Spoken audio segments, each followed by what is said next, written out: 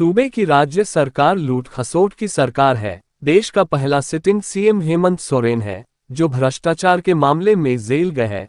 वहीं आगामी 6 मार्च को दिल्ली में भाजपा सेंट्रल बोर्ड की बैठक होगी। वहीं पर झारखंड के 3 लोकसभा सीट चतरा, गिरिडीह और धनबाद पर उम्मीदवारों के नाम की घोषणा होगी। उक्त बातें बेरमो के पूर्व भाजपा विधायक योगेश्वर महतो बाटुल ने बोकारो जिला के चंद्रपुरा प्रखंड कार्यालय के समक्ष भाजपा के द्वारा आयोजित 1 दिवसीय धरना के दौरान कही। सूबे की मौजूदा महागठबंधन की सरकार में व्याप्त भ्रष्टाचार और JSSC CGL पेपर लीक मामले को लेकर भाजपा चंद्रपुरा प्रखंड कमेटी ने प्रखंड कार्यालय के समक्ष 1 दिवसीय धरना दिया, जिसमें योगेश्वर महतो बाटुल मुख्य रूप से मौजूद थे। धरना में वक्ताओं ने जमकर सूबे की सरकार को भ्रष्ट बताया। वक्ताओं ने कहा कि सरकार में शामिल सभी लोग योजनाओं को लूटने में लगे हुए हैं। ट्रांसफर पोस्टिंग मुख्य धंधा बन गया है। अधिकारी पर कोई अंकुश नहीं है। धरना में मुख्य रूप से प्रखंड अध्यक्ष राजेश सिन्हा, मेघलाल महतो, मुखिया अनुग्रह नारायण सिंह, चंद्रशेखर महथा, संजीव झा, धर्मेंद्र शर्मा, कमलेश यादव, कमलेश धसौंधी, प्रदीप महतो, पूनम पांडे, देवयंती शर्मा, अनिता गुप्ता सहित अन्य लोग मौजूद थे। कि कैसे उनका मतलब कि रोकथाम नहीं हुआ और 2 दिन पहले ही पेपर को वेबसाइट में डाला गया। हमने ये भी सुना है कि पेपर लीक होने का रीजन है कि कहीं कहीं मंत्री जो पहले हेमंत सोरेन और आज चंपई सोरेन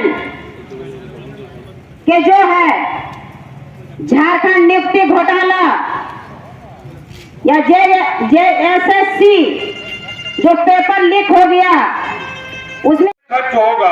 वो योजना पानी का कुआं, डीप बोरिंग और सोलर सिस्टम से पानी देने का काम के लिए यह पैसा का गाइडलाइन मिला हुआ था।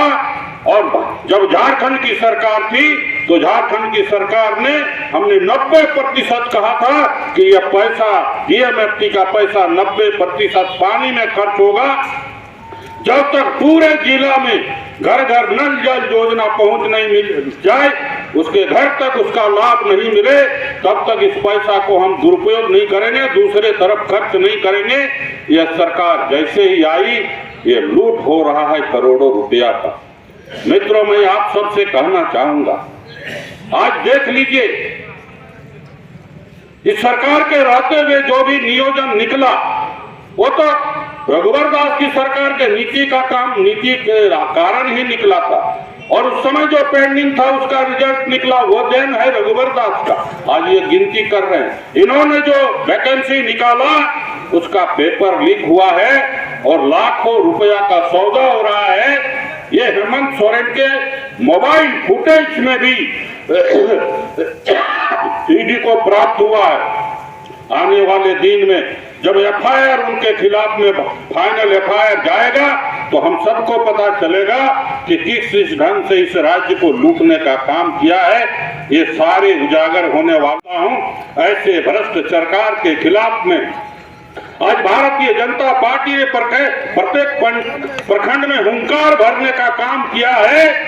और हम आज इस मंच के माध्यम से महामहिम राज्यपाल को आग्रह पूर्वक, निवेदन पूर्वक कहना चाहेंगे कि जितना जल्दी हो इस राज्य में राष्ट्रपति शासन लगा करके इस लूट से बचाना होगा। इस राज्य को इस लूट से राज्य को बचाना होगा। और जो लूट हुआ है उसका जांच हो करके वैसे सारे लोग जो इस राज्य का पैसा लूटने का काम किए हैं वैसे लोगों को जेल जाने का नौबत आनी चाहिए। मित्रों, आज के दिन में हम सब का पार्लियामेंट का चुनाव होने जा रहा है। इस पार्लियामेंट का चुनाव में हम सबका दायित्व है कि आने वाले दिन में 14 का 14 लोकसभा सीट तो हम जीतेंगे ही। लोकसभा तो एक झांकी है। आने वाला 2024 में जब विधानसभा होगा वह अभी बाकी है। हम 60 से ऊपर सीट लेकर के भारतीय जनता पार्टी की पूर्ण बहुमत। आज भारतीय जनता पार्टी की ओर से इस राज्य के सभी प्रखंडों में एक धरना का प्रदर्शन का कार्यक्रम रखा गया है। ये भ्रष्ट सरकार के खिलाफ में और इस भ्रष्ट सरकार के खिलाफ में हम सब आवाज़ उठाते हुए और महामहिम राज्यपाल को हम लोगों ने ज्ञापन दिया है।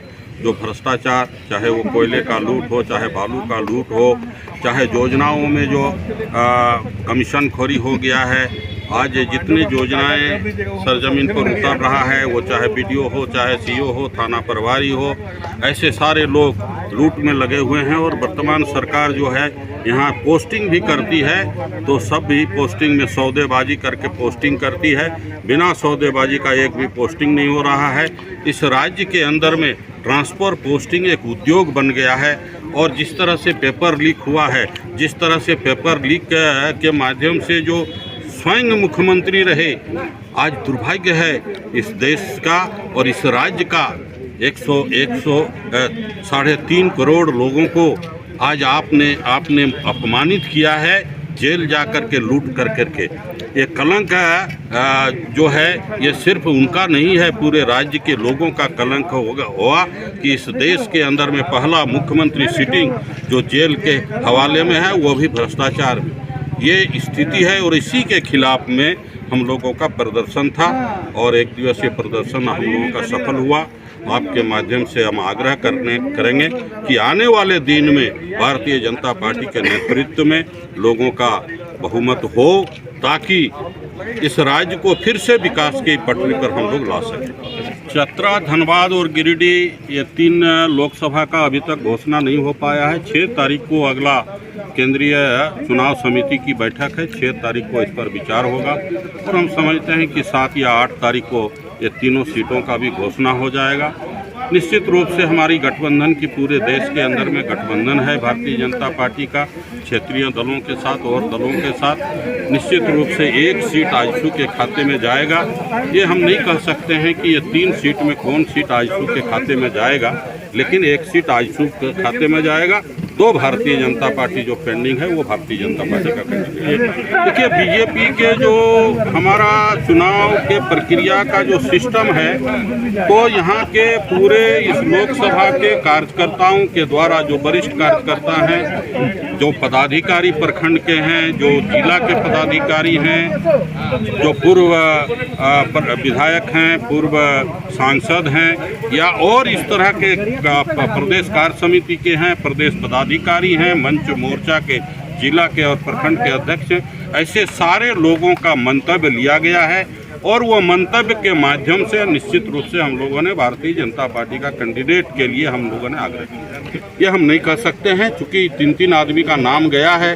अब 3 आदमी में कौन किनका आएगा ये केंद्रीय चुनाव समिति तय करता है, वो हम लोगों का काम नहीं है। 3 नाम हम लोगों को देना था, हम लोगों ने 3 नाम भेजा है। ये 3 नाम भी हम आपको नहीं बताएंगे क्योंकि भारतीय जनता पार्टी का ये अंदरूनी नीतिगत मामला है।